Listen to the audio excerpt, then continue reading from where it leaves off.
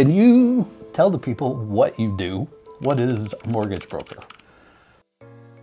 I'm Rob Freeman, Realtor with Stonehouse Realty here in Nanaimo. I'm sitting here with my good friend and one of my go-to mortgage brokers, Mr. Balraj Maan, principal of Lendlab Mortgage. Thanks for doing this today, buddy. How you doing, Rob? Good to see you. What is a mortgage broker? Well, I kind of like this little summary that I give. There's two ways to get a mortgage primarily here, and what you do is you can either go to your bank or you go to a mortgage broker. When you go to a bank, it's a retail environment. There's one choice, one lender, one set of rules, take it or leave it kind of thing. When you go to a mortgage broker, you build a team. That mortgage broker's on your side, and we have access to banks, credit unions, mortgage finance companies, alternative lending, lots of different solutions for many different scenarios. And I think that's the biggest difference that I see and the biggest thing that a mortgage broker can do. As a realtor, one thing Balraj didn't mention, I can call him on the weekend and get some answers. He has pulled rabbits out of hats for me many, many times. Banks close at 5 o'clock on Friday and you're kind of hooped till Monday. So I'm not going to call him Sunday at midnight, but I can if I had to. Yeah, a lot of mortgage brokers do work flexible hours. We understand that not everybody's available to meet during the typical 9 to 5. So I make myself available to my clients and especially my preferred realtor partners and their clients as often as I can. As a realtor, I probably shouldn't say this, but having a great financial guy can make or break your deal almost more so than having a great realtor. The number one step before we write an offer is making sure your financing is in order. You have to have your financial ducks in a row. Oh, absolutely, yes. Like get a pre-approval. Oh my God. Well, a pre-approval is when you reach out to either your bank or a mortgage broker, you fill out an application and someone on the other side is telling you whether you can or cannot make an offer on a home. What they'll do is they will request things like income documents. They'll take a look at your credit score. They'll verify your down payment. Once they've taken a look at these three criteria and said, yes, we've looked at these few things, they're ticking the right boxes, and then they give you a number saying, all right, you can go shopping for a home price at this point. This is what we can pre-approve you for. That is a pre-approval. Huge first step, because when you're running around looking at homes, the last thing you want is to be disappointed if you can't make an offer on something you fall in love with. That is a pre-approval.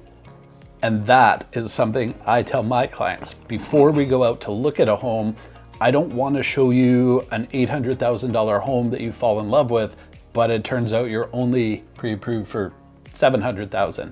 But on the flip side, you may not even know you actually qualify higher, and then we missed a home that you otherwise could have seen.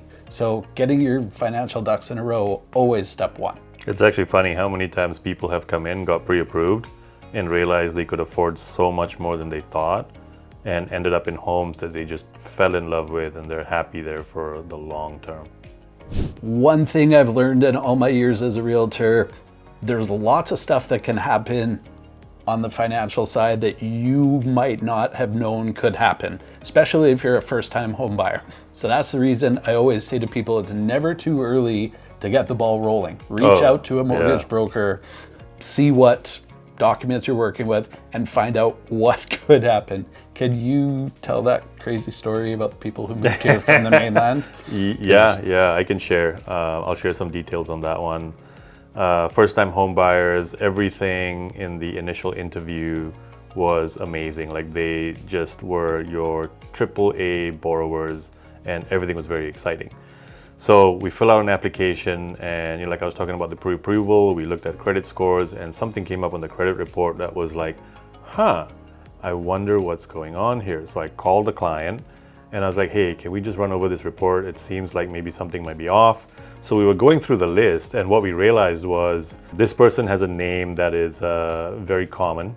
The agency melded these two reports together and it ended up looking like this client of ours was missing payments, running away from bills and collection agencies.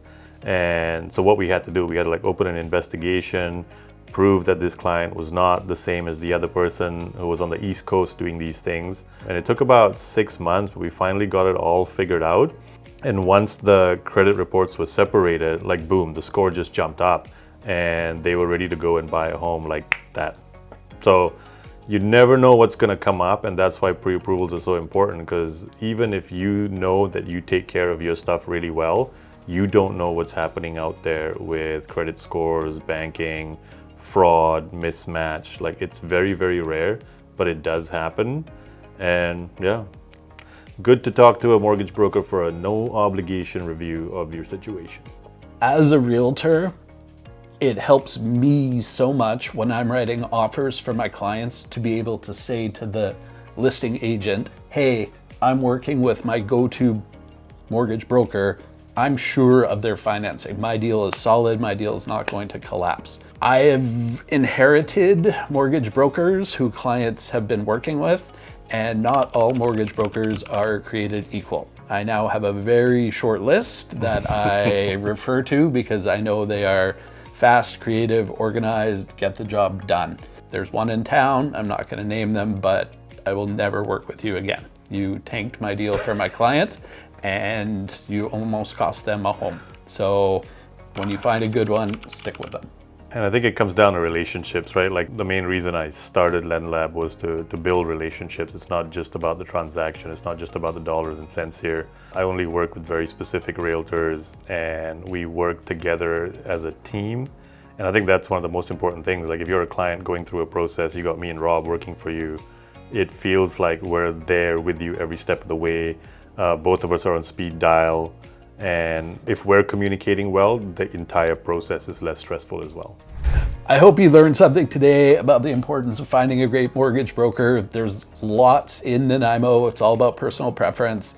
Balraj and I have become good friends outside of business. We almost got in a fight at the bar watching UFC one night, but that's a whole other story for another video. Balraj, where can people find you? Best place is our website, www.lendlab.ca. We are on Facebook and Instagram as well. Lendlab.ca is the username. Give us a call, make an appointment, come in. I'm happy to chat mortgages anytime. And if you do want to hear the story about that fight, pop by the office, grab a coffee, and we'll regale you with some tales. If you've liked this video, as always, like and subscribe for more awesome content about all things real estate related in Nanaimo. Thanks so much for watching. We'll see you at the next one.